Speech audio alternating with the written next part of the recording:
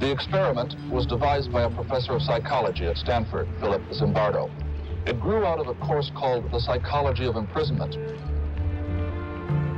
The purpose of the experiment was to try to understand, to feel, what it's like to be a prisoner or a prison guard.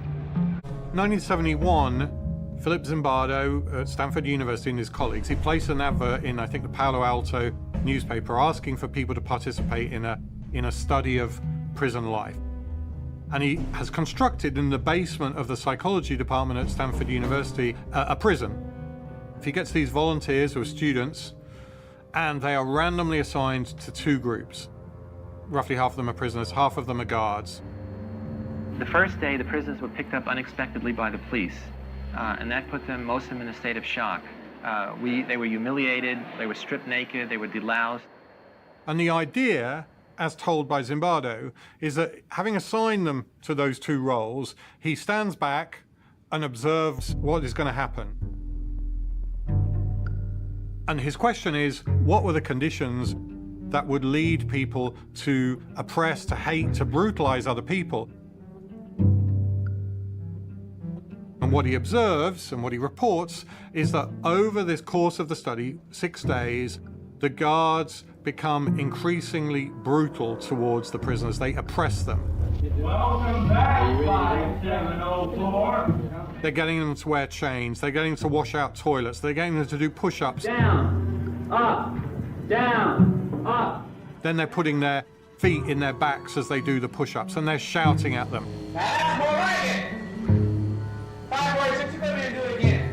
And the prisoners, for their part, are becoming increasingly depressed and dispirited and broken.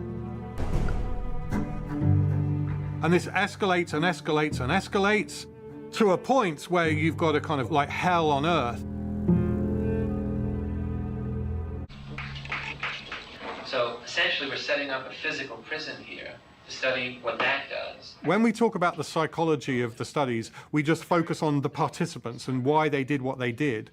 But a critical piece of the jigsaw, if you like, is what Zimbardo did to make them want to do what they did. Test 1, 2. Okay, we noticed this morning that you weren't really, lending a hand, and I was wondering if there's anything wrong. On that tape, what you hear is a meeting between Zimbardo's prison warden, who's actually one of his collaborators, David Jaffe, and a guard, John Mark. And this guard has been a bit reluctant to kind of get in the mix. But we really want to get you active and involved because the guards have to know that every guard is going to be what we call a tough guard. You have to kind of try and get it in you. Well, I don't know. All I'm trying to do is to point out how I think you could be a better guard. At that point, the story goes, Zimbardo's girlfriend turns up and says, what the hell's going on? And he's kind of, Zimbardo, who's running the whole operation, says, oh my God, this is a nightmare, because he's got caught up in it too, and says, we must stop this, and the whole thing stops. Zimbardo ran straight out after having produced the findings and told the world about them. He went straight into some congressional hearings. His story then is what has gone on here is people will conform naturally to the requirements of their role. So when we observe brutality in the world, this is nothing about the person, and it's everything about the roles that are required of them in a given situation. You can create boredom, you can create a sense of frustration, you can create a sense of fear in them. The Stanford Prison experiment tells us there is no such thing as a violent type. This is anybody. This can be anybody in the right context. Authority plays a role there, and leadership for certain.